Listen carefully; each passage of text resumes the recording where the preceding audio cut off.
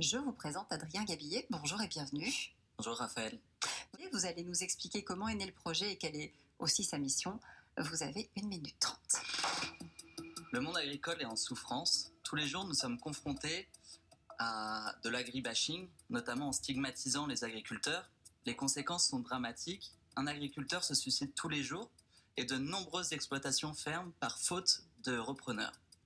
Moi, je suis fils et petit-fils d'entrepreneurs dans le milieu agricole. Il m'a paru logique d'essayer de faire bouger les choses et de recréer un lien entre le milieu agricole et le milieu urbain. Ainsi, j'ai créé AgriVillage, la première plateforme d'hébergement dédiée à l'agritourisme. Lorsque vous partez en séjour avec AgriVillage, en plus du logement, vous participez à une activité ludique et pédagogique avec l'agriculteur. Cette activité varie en fonction des saisons et des exploitations, mais vous pouvez très bien participer à la traite des vaches ou fabriquer votre fromage. Aujourd'hui, on a 330 fermes sur AgriVillage. On a eu plus de 160 demandes de réservation les 3 derniers mois. On est en train de passer à un deuxième stade. On a pour objectif d'ici le printemps 2020 d'atteindre les 2500 offres et les 200 réservations mensuelles. Pour cela, on a besoin de budget. On est donc à la recherche de 200 000 euros pour investir notamment dans le marketing et la communication et dans le personnel. Voilà pour le pitch. Merci beaucoup. On va tout de suite se tourner vers nos experts, Antoine et Guillaume. Qu'est-ce que vous pensez de ce projet AgriVillage qui est déjà sur les rails, 330 fermes et pas mal d'annonces postées sur la plateforme. Moi, je trouve ça génial. Je trouve que la thématique est super bonne, le lien est top. Je vois bien l'idée. Ma question, ça sera comment est-ce qu'on se fait connaître, quoi. Il y a un double enjeu toujours dans ces plateformes d'arriver à avoir de l'offre, avoir des gens qui proposent leur chambre ou leur ferme, et de l'autre côté des gens qui connaissent la plateforme, qui viennent chez vous. Donc on commence par quoi, où est-ce qu'on met ce budget, de l'œuf ou la poule, ce qui est bien adapté à notre cas. Alors moi j'ai comme stratégie de plutôt me concentrer sur l'offre, parce que l'offre amène la demande, donc vraiment rechercher des agriculteurs prêts à faire découvrir leur métier et à montrer un peu qu'est-ce qu'ils font, enlever un peu tous les stéréotypes que les citadins peuvent avoir d'eux, et dans un deuxième temps aller chercher de la demande. Donc ça, ce sera plutôt avec des techniques de gros hacking, d'aller chercher en fait de l'acquisition par les réseaux et par des partenariats qu'on a déjà avec notamment Esprit Ferme ou avec des agri-youtubeurs comme Stervio. Adrien, vous avez fait une école de commerce, donc vous connaissez bien le milieu agricole, en même temps vous connaissez les techniques de marketing. Tout à fait. Ça peut aider effectivement à faire en sorte que les deux se croisent. Effectivement, l'idée, moi, je suis plus dans la partie business, mais avec une bonne connaissance du milieu agricole, donc je sais comment aborder des agriculteurs, je sais comment les mettre en valeur et comment ils peuvent avoir confiance en nous. Et c'est un point très important pour un agriculteur, c'est la confiance. Antoine ? Alors d'abord, j'adore la thématique parce que effectivement, remettre le lien entre les agriculteurs et les Français. Et deuxièmement, au passage, apporter un complément de revenus aux agriculteurs. Tu l'as très bien décrit. Donc la force d'un projet, c'est d'abord la conviction initiale, et là, je la vois tout de suite. Ensuite, tu es sur un sujet, l'agritourisme. C'est vrai, c'est assez étonnant, peu développé en France, bien développé dans des pays à l'étranger.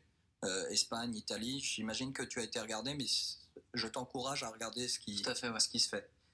Mon point important, et ce sera peut-être la rançon de ton succès, c'est que tu viens sur un des secteurs les plus difficiles. On a dit Airbnb de l'agritourisme. Donc c'est un secteur, en fait, le tourisme, sur lequel, quand tu regardes les différents éléments de la chaîne, il y a déjà des très grands, les GAFA, qui ont pris une partie du marché, Booking, Airbnb. Donc toute la clé dans ton projet va être aussi quels sont tes facteurs différenciants. Si tu peux nous en parler, ça m'intéresse. Alors le premier facteur, c'est l'activité durant le séjour. C'est le point le plus important. On veut que l'agriculteur propose une activité entre 1 heure et 2 heures durant le séjour avec le visiteur, et plus si affinité. Je peux faire du cidre par exemple, je peux faire des fromages, vous l'avez dit, je peux aider à la traite ou faire les foins. Exactement, oui. Toutes ces activités varient du coup par rapport au type d'exploitation et varient par rapport aux saisons. Donc ça, c'est le premier point où on essaye de se différencier de Airbnb ou de Booking. Le deuxième point, c'est de créer des vraies relations avec les agriculteurs. AgriVillage va être poussé par les agriculteurs et on travaille énormément en collaboration avec eux pour qu'ils nous disent comment ils veulent qu'on mette en avant leur offre. Et quand on aura des offres qui seront mises en avant comme elles doivent l'être, on fera la différence par rapport aux autres plateformes américaines. Si je me permets de rebondir là-dessus, je suis tout à fait d'accord avec toi sur le fait que attirer le client, ce sera par la qualité de l'offre et sa profondeur. Donc tu as raison, la croissance est essentielle. Si tu peux t'appuyer, je fais un peu plus pour nous au passage, sur les collectivités territoriales, je pense que tu as un moyen d'augmenter cette profondeur de l'offre. Tout à fait.